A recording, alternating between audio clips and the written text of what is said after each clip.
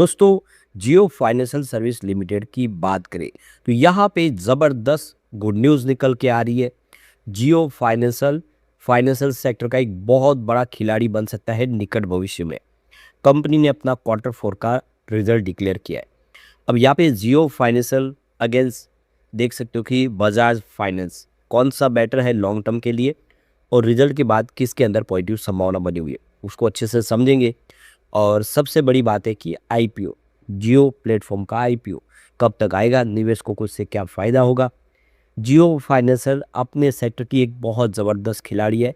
एक ज़बरदस्त मजबूती टीम तैयार कर ली है कंपनी ने, क्योंकि आने वाले समय में बहुत सारे अफोर्डेबल प्रोडक्ट लॉन्च करने कंपनी को। हेल्थ इंश्योरेंस हो या जनरल इंश्योरेंस सेक्टर में अभी बहुत सारे लोग एंट्री नहीं किए, लेकिन कंपनी चाहती है कि हर किसी के पास इंश्योरेंस हो। तो क्या है रणनीति और किस तरह से ये आगे बढ़ेगा, इन सारी बातों को जानेंगे इस वीडियो के माध्यम से। लेकिन फ्रेंड्स, उससे पहले अगर आप पहली बार हमारे चैनल पे आए तो चैनल को सब्सक्राइब कर दीजिए, एक बेल आइकॉन दबा दीजिए ताकि जब भी नया वीडियो बने पहला नोटिफिकेशन आपको मिले। वीडियो पसंद आए तो लाइक से जरूर कीजिए। चलो फ्रेंड्स, वीडियो स्टार्ट करते हैं। मैं हूँ आपका दोस्त SB दवे और हमारे अपने चैनल ऑनलाइन कमाई में आपका बहुत बहुत स्वागत है। सबसे पहले जियो फाइनेंशियल सर्विस लिमिटेड के कारोबार की बात करें तो थर्सडे को 246 पर क्लोजिंग थी, 1.70% की गिरावट हुई। तो गिरावट इसलिए हुई क्योंकि बाजार में भी ज़बरदस्त गिरावट थी। इस समय जो यूएस और ईरान का जो कॉन्फ्लिक्ट चल रहा है उसकी वजह से बाजार कमज़ोर है। इंडिया के लिए सबसे बड़ी प्रॉब्लम है कि FII जो है बाजार से लगातार पैसे निकाल रहे। सबसे बड़ी बात है कि ये जो पैसा निकलने की वजह से जो इंडियन जो डॉलर है वो डॉलर के सामने इंडियन रुपीज़ भी कमज़ोर हो रहा है। और जो क्रूड ऑयल है, आप देखिए क्रूड ऑयल की प्रॉब्लम ये कि जो इस समय हम जो क्रूड ऑयल यहाँ पे इंपोर्ट कर रहे हैं उसमें भी प्रॉब्लम आ रही है हॉर्मुज़ की वजह से। तो ये सारे जो रीज़न है बाज़ार के लिए इस समय कमज़ोर साबित हो रहे हैं, जिसकी वजह से देखें तो लगातार पैसा बाज़ार से निकलता हुआ दिखाई दे रहा और बाज़ार कमज़ोर दिखाई दे रहा है। तो सुबह स्टॉक की शुरुआत तो बिल्कुल फ्लैट हुई थी 250 पे, लेकिन बाजार का साथ नहीं मिलने की वजह से गिरावट का सिलसिला बढ़ा और यही 250 का हाई बना, वहाँ से सीधा 240 तरफ चला गया। अब 223 से 243 तक तो आया, लेकिन अभी भी स्टॉक काफ़ी नीचे 338 से, और आने वाले समय स्थिति बदलेगी ऐसा लग रहा है। तो अभी यहाँ पे देखिए बजाज फाइनेंस वर्सेस जियो फाइनेंशियल, तो एक के अंदर आप देख सकते हो कि बाय की रेटिंग दी गई है ब्रोकरेज हाउस की तरफ से, तो एक में रिड्यूस की रेटिंग है। तो कौन सा स्टॉक यहाँ पे बाय के लिए कम ब्रोकरेज हाउस की तरफ बताया जा रहा हो कि इसमें वो अपनी रेटिंग को रिड्यूस करें इन क्वार्टर फोर के नतीजों के बाद, उसको अच्छे से समझने की कोशिश करेंगे। तो ये देखिए बजाज फाइनेंस में निवेश करें या फिर जियो फाइनेंस में, दोनों कंपनियां फाइनेंस सेक्टर की बड़ी खिलाड़ी है, लेकिन इनकी रणनीति और ग्रोथ का तरीका अलग है। बजाज फाइनेंस एक मजबूत और स्थिर कंपनी मानी जाती है जो लगातार अच्छा प्रदर्शन करती आई है। तो ऐसे में ये जो नया खिलाड़ी कितना डेंट पहुंचा सकता है उसको भी जानना चाहिए। तो जियो फाइनेंस तेजी से अपने बिजनेस को बढ़ा रही है, यानी रोज नए सेक्टर में एंट्री हो रही है, नए नए क्षेत्रों में कंपनी लगातार एंट्री कर रही है, यानी कंपनी एग्रेसिव रूप से अपना बिजनेस बढ़ा रही है और इसके लिए एक मजबूत टीम भी तैयार कर ली है। ऐसे निवेशकों के लिए ये तय करना मुश्किल हो गया है कि किस कंपनी में पैसा लगाना सही होगा।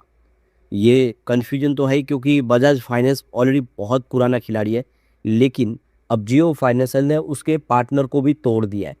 आपको पता होगा कि बजाज अलायंस दोनों मिलके इंश्योरेंस सेगमेंट में काम करते हैं पिछले कई सालों से, लेकिन अलायंस ग्रुप अलग हो गया है और अब वो जियो फाइनेंशियल के साथ आ गया है, जिसकी वजह से ज़्यादा कन्फ्यूजन हो गया है कि कौन सा खिलाड़ी आगे बेहतर परफॉर्मेंस देगा। तो क्वार्टर फोर 2036 के जो 24 के नतीजे इन दोनों कंपनियों की अलग अलग तस्वीर दिखा रहे हैं। तो उसको अच्छे से समझेंगे, किसके पास क्या ताकत है और ब्रोकरेज हाउस क्या मान रहे हैं दोनों स्टॉक को लेकर, वो समझना चाहिए। सबसे पहले अगर हम बजाज फाइनेंस की बात करें तो क्वार्टर फोर में स्थिर और मजबूत प्रदर्शन किया है कंपनी ने। कंपनी का नेट इंटरेस्ट इनकम 20% से बढ़कर 11,781 करोड़ तक पहुंच गया है, और कंपनी का जो AUM है उसमें भी 22% की वृद्धि देखने को मिली है, जो 5.09 लाख करोड़ तक पहुंच गया है। कंपनी ने 1.28 करोड़ के नए लोन भी बांट दिए, यानी कंपनी ने स्थिर और अच्छा प्रदर्शन किया। यहाँ पे कंपनी की एसेट क्वालिटी भी काफ़ी मजबूत रही है। GNPA 1.01% और नेट NPA 0.41% के आसपास रहे। कंपनी का ग्रोथ ट्रैक रिकॉर्ड काफ़ी मजबूत बना हुआ है। इसके अलावा कंपनी ने 6 रुपये प्रति शेयर डिविडेंड देने की भी घोषणा की है, यानी 6 रुपये का शानदार डिविडेंड दिया है यहाँ पे निवेशकों को बजाज फाइनेंस ने, जबकि जियो फाइनेंशियल सर्विस ने 60 पैसे का ही डिविडेंड बांटा है, क्योंकि उसके तो कामकाज की शुरुआत हुई है। तो 60 पैसे के सामने 6 रुपये का डिविडेंड, अब कौन सा बेहतर है ये आपको समझना चाहिए।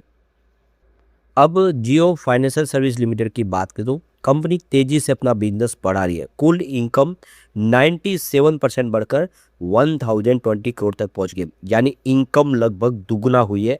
लेकिन प्रॉफिट पे दबाव दिखा है, क्योंकि नए बिजनेस में निवेश कर रहे हैं, पैसा वहाँ लगा है। तो इनकम जरूर कंपनी की दबाव में दिखाई दे, लेकिन जो प्रॉफिट है यानी आप जो इन्वेस्टमेंट जो कंपनी कर रही है उसकी वजह से प्रॉफिट दबाव में दिखाई दे रहा है, लेकिन बिजनेस में कमी नहीं है। यहाँ पे कंपनी का रेवेन्यू सीधा दुगना हो गया, 97% बढ़ के। इसका मतलब ये है कि कंपनी का बिजनेस बिल्कुल ट्रैक पे है।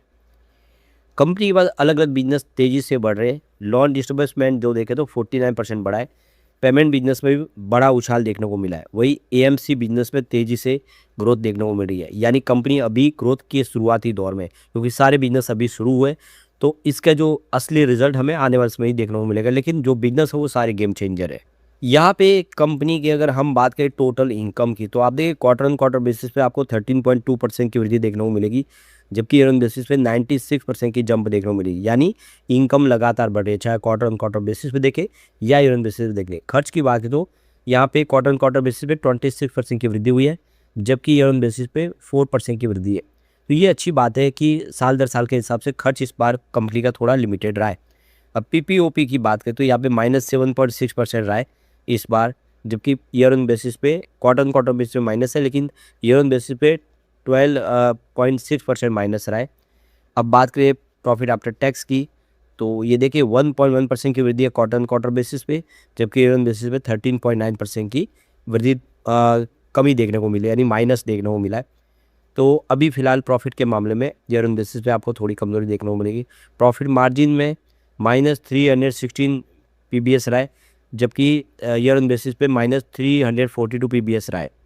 ईपीएस देखो कि +1.1% रहा है क्वार्टर ऑन क्वार्टर बेसिस पे, जबकि ईयर ऑन बेसिस पे -13.9% की कमी रही है। तो अभी बिजनेस शुरुआती दौर में ये आंकड़े आपको थोड़े से उतने उत्साहित नहीं लगेंगे, लेकिन आने वाले समय इनमें बड़ा उछाल देखने को मिलेगा।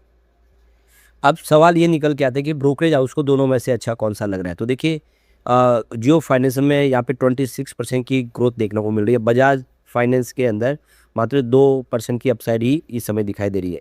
तो ये ब्रोकरेज हाउस देखिए देवेन चौकसी बाय की रेटिंग दे रहे हैं जियो फाइनेंशियल को लेकर, जबकि बजाज फाइनेंस में एमके ग्लोबल अपनी रेटिंग को रिड्यूस कर चुके। तो उस हिसाब से देखें तो ब्रोकरेज हाउस के हिसाब से तो जियो फाइनेंशियल बेटर लग रहा है बजाज फाइनेंस के मुकाबले। तो दोनों में से फिर बेटर कौन सा है? तो देखिए तो मिंट के हवाले से विशेषज्ञों के अनुसार दोनों कंपनियां अलग अलग तरह के निवेशकों के लिए सही है। चार्ट के हिसाब से बजाज फाइनेंस मजबूत ट्रेंड में है और आगे तेजी की संभावना। वही जियो फाइनेंशियल अभी एक दायरे में घूम रहा है, लेकिन धीरे धीरे इसमें मजबूती दिख रही है। बजाज फाइनेंस उन लोगों के लिए बेहतर है जो कम जोखिम में रिटर्न चाहते हैं। जियो फाइनेंशियल उन निवेशकों के लिए ज़्यादा अच्छा है जो ज़्यादा जोखिम ले सकते हैं, लेकिन भविष्य में अच्छा रिटर्न प्राप्त कर सकते हैं। तो दोनों के लिए अलग अलग नजरिए यहाँ पे देख सकते हैं। तो अभी फिलहाल बिजनेस की बाजू कंपनी लोन का बिजनेस कर रही है, इंश्योरेंस ब्रोकिंग बिजनेस कर रही है, पेमेंट बैंक का बिजनेस कर रही है, पेमेंट सॉल्यूशन प्रोवाइड कर रही है, लीजिंग का बिजनेस कर रही है, जियो फाइनेंस प्लेटफॉर्म सर्विस लिमिटेड जो ब्लैक रॉक के माध्यम से प्रोवाइड कर रही है। तो ये सारे बिजनेस जो अपनी कंपनी कर रही है जो गेम चेंजर है। सबसे जो बड़ी बात यहाँ पे LIC का निवेश जो बहुत ज़बरदस्त है, चौंकाने वाला है। टोटल 7.17% की होल्डिंग इंश्योरेंस कंपनी है, जिसमें 30 कंपनियां निवेश करती है, लेकिन अकेला life insurance corporation of India यानी LIC 6.57% का भारी निवेश करके बैठे हुए जियो फाइनेंस में, और यही एक बहुत बड़ा पॉजिटिव ट्रिगर है। इन्होंने करोड़ों रुपए की खरीदारी की हुई है। तो लोग इंतजार करें जियो के जो जियो प्लेटफॉर्म IPO की। तो आप देखिए कि कंपनी अपना जो IPO है उसको थोड़ा सा डिले कर चुके हैं।